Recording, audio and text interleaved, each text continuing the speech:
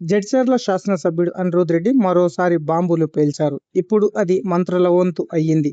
మంత్రులకు 2 ఏళ్లు పూర్తయ్యాయి. యంగ్ ఎమ్మెల్యేలకు కూడా అవకాశం ఇవ్వాలి అని అంటున్నారు. జడ్చర్లలో ఈరోజు పర్యటించిన తను ఈ సందర్భంగా హాట్ టాపిక్ మాట్లాడారు. ఏం మాట్లాడారు మీరే వినేయండి.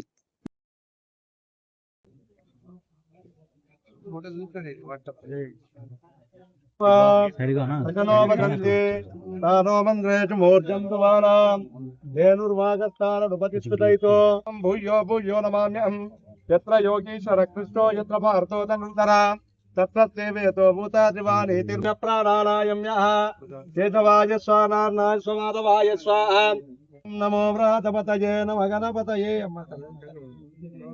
నమ ప్రమదపతయే హర నమ పార్వతీ హర మహాదేవ ఏడుకొండలవాడ భగవన్ విశ్వేశ్వరాయ మహాదేవాయ త్ర్యంబకాయ త్రిపురాంతకాయ త్రికాగ్నికాలాయ కాలాగ్ని రుద్రాయ నీలకంఠాయ మృత్యుంజయాయ ఓం నైరావృణి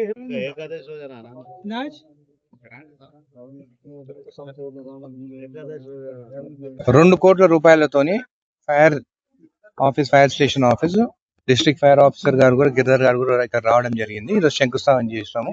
2 crores శాంక్షన్ అయింది. ఇది ఎక్స్టెన్షన్ ఆఫ్ బిల్డింగ్. ఇక్కడ ఇంకో 3 గుంటలు కూడా అవసరం ఉందని చెప్పి కూడా డిఎఫ్ఓ గారు ఫైర్ ఆఫీసర్ గారు అడుగుతున్నారు. ఈ రోజు కలెక్టర్ గారు 3ంటికి వచ్చినప్పుడు రిక్వెస్ట్ చేసి, ఎందుకంటే హౌసింగ్ బోర్డ్ ల్యాండ్ పక్కన ఉంది.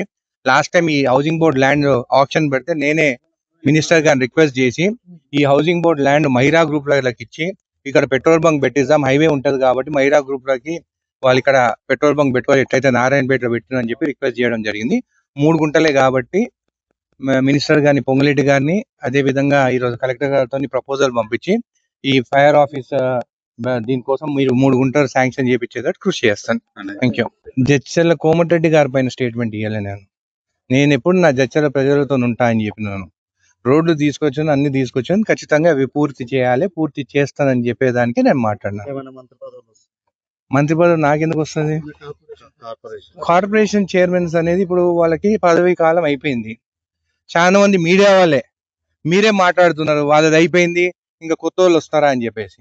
ఇప్పుడు ఎవరి అభిప్రాయం వాళ్ళ అభిప్రాయం ఉంటుంది. మా Congress party national party, regional party కాదు చేతులు కట్టుకొని నిలబడేదానికి.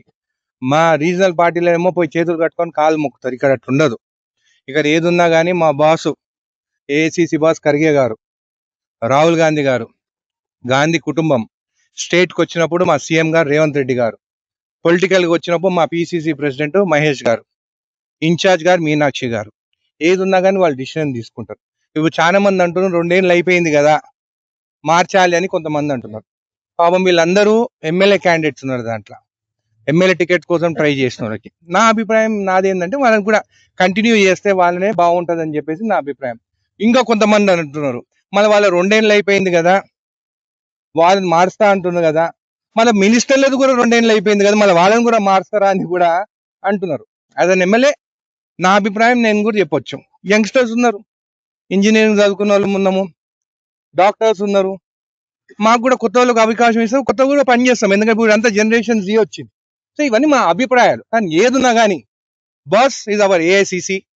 ఇక్కడ మా బాస్ రేవంత్ రెడ్డి గారు, మా బాస్ పిసిసి మహేష్ గారు, వీళ్ళందరూ వాళ్ళు నిర్ణయం చేసుకో వాడు ఏ నిర్ణయం తీసుకున్నా కానీ దానికి కట్టుబడి ఉంటాం. కానీ నా నిర్ణయం, నా అభిప్రాయం ఇది. నా అభిప్రాయం ఏంటంటే ఒకవేళ 2 years అయిపోయింది, కొత్త వాళ్ళు కావాలంటే మన మినిస్టర్ కూడా 2 years అయిపోయింది కదా అని కూడా ప్రజలు మాట్లాడుతున్నారు అనేది నేను చెప్తున్నాను. అంతే. Thank you.